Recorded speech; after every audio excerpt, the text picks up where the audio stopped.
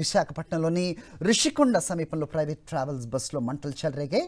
Short circuit కారణంగా ఈ మంటలు చెలరేగాయి. ప్రమాదం నుంచి డ్రైవర్ తప్పించుకున్నాడు. మంటలు వ్యాపించే సమయంలో బస్సులో ఎవరూ లేకపోవడంతో పెద్ద ప్రమాదమే తప్పినట్లయింది. బాగా కాలిపోయిందా?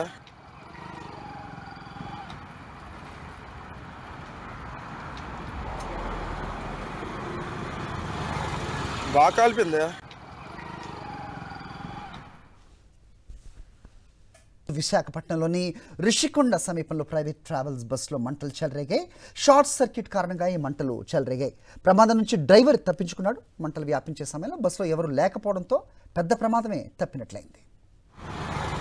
బాగా కాలిపోయిందా?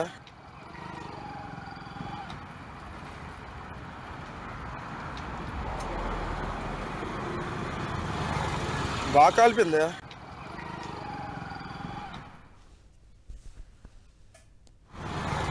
బాగా కాలిపోయిందా?